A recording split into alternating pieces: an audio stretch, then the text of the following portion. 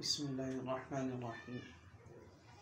علم الصرف کے 8ویں سبق کے ساتھ آج آپ کے سامنے حاضر ہیں، اور اس 8ویں سبق کے اندر آج ہمارے سامنے علم الصرف کی بحث نفی تاکید بلن اور نفی جہت بلن جو ہیں، ان دونوں کی گردانیں ہیں۔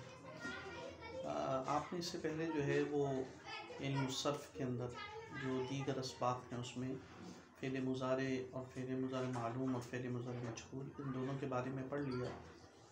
تو فعل مضارع مجہول اور فعل مضارع معلوم ان دونوں کے شروع میں لن اور لم یہ دونوں لگانے سے یہ نفی تاکید بلن یا نفی جہت بلم کی گردانیں بنتی ہیں، لیکن تھوڑی سی تبدیلیاں جو ہیں وہ فعل مضارع کی گردان میں یہ دونوں کی لگانے سے واقع ہوتی ہے۔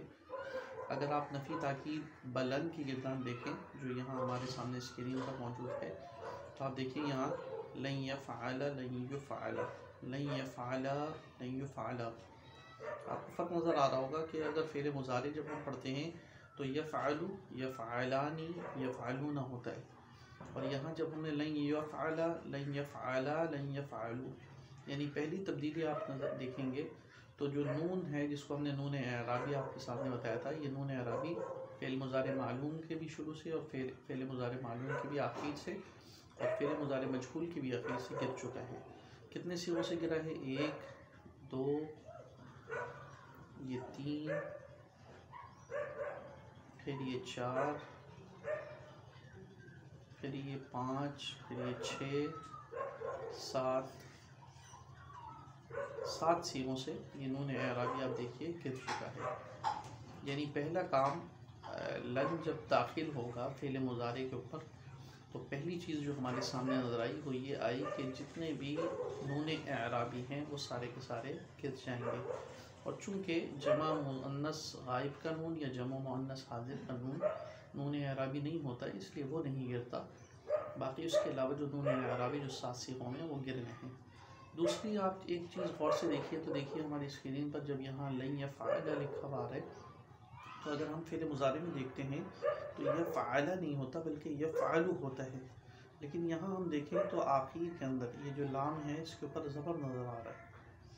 اچھا، یہ یہاں ایک فرق آیا، آگے آپ نے لن تفعل میں بھی یہ فرق آیا کیونکہ تفعلوا ہوتا ہے، 2 ہو گئے، پھر اور آگے یہاں لن تفعل میں بھی 3 ہو گئے، یعنی لن تفعل لن لگنے سے پہلے تفعلوا تھا۔ پھر آگے اور آپ آئیے تو یہ دیکھیں لن افعل اور لن نفعل، یعنی یہ 5 صیغے ایسے ہو گئے جن 5 صیغوں کے شروع میں جن 5 صیغوں کے آخر میں یعنی ضمہ تھا، پیش تھا، تو وہاں ضمہ اور پیش کی جگہ فتحہ لگ گیا ہے۔ یہ دوسری تبدیلی جو ہے وہ آپ کو لفظوں کے اندر نظر آ رہی ہے، یعنی 7 صیغوں سے نون اعرابی گر چکا ہے اور 5 صیغے ایسے ہیں جن کے آخر کے اندر پیش تھا، تو وہاں پیش کی جگہ زبر یعنی ضمہ کی جگہ فتحہ آ چکا ہے۔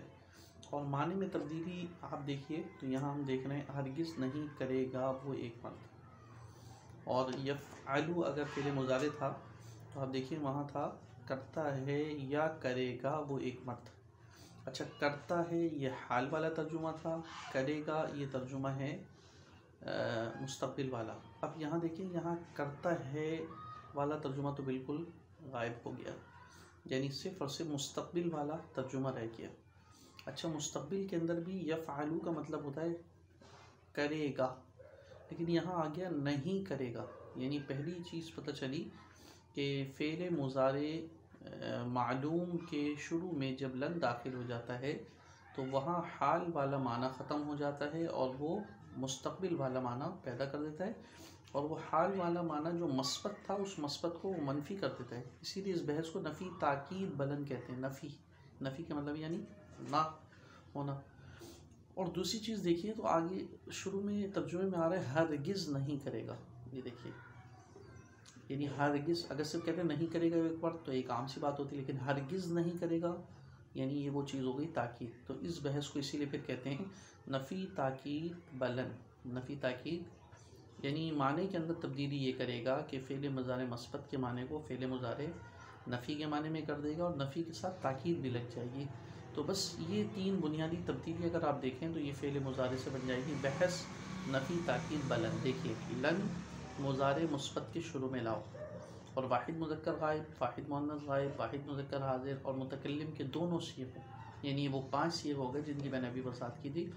آخری حرف پر بجائے پیش کے زبر دے دو اور 7 صیغوں میں سے جس کی بھی ہم نے وضاحت کی نون اعرابی گرا دو اور 2 صیغوں میں جمع مؤنث کے نون کو رہنے دو کیونکہ وہ در حقیقت نون اعرابی نہیں ہوتا. تو بحث نفی تاکید بلند بن جائے گی. اور میں نے بتایا نا، دیکھیں نفی تاکید اور یہ دیکھیں نیچے لکھا ہے لن فعل مضارع کو خالص مستقبل کے معنی میں کر دیتا ہے. چنانچہ کرتا ہے والے معنی ختم ہو گئے، کرے گا، لیکن کرے گا نہیں کرے گا یہ نفی ہو گیا، ہرگز نہیں کرے گا یہ نفی تاکید بلند ہو گئی. وہ دیکھیے بہت ہی سمپل ہے. آپ اس ذریعے سے کسی بھی صیغے کو، کسی بھی گردان کو آپ فعل مضارع معلوم سے نفی تاکید بلند بنا سکتے ہیں. اور یہ لم والی گردان ہم انشاءاللہ اگلے سبق میں کریں گے. لیکن آپ دیکھیے یہاں تمرینات کے اندر سوالات ایسے ذکر کیے ہیں، تو ان سوالات میں آپ دیکھیے یہاں لن اور لم لفظوں میں کیا عمل کرتے ہیں اور معنوں میں. تو آپ پتہ ہے کہ لن لفظوں میں کیا عمل کرے گا کہ 5 صیغوں کے آخر میں جہاں ضمہ ہے وہاں فتحہ آ جائے گا اور 7 صیغوں سے نون اعرابی گر جائے گا. اور معنوں میں کیا عمل کرے گا کہ فعل مضارع مثبت کو فعل مضارع منفی کر دے گا اور منفی کے اندر بھی نفی تاکید ہوگی. اور پھر لن جو ہے وہ فعل مضارع کو خالص مستقبل کے معنی میں کر دے گا. امید ہے یہاں تک آپ بات اچھی طرح سمجھ گئے ہوں گے.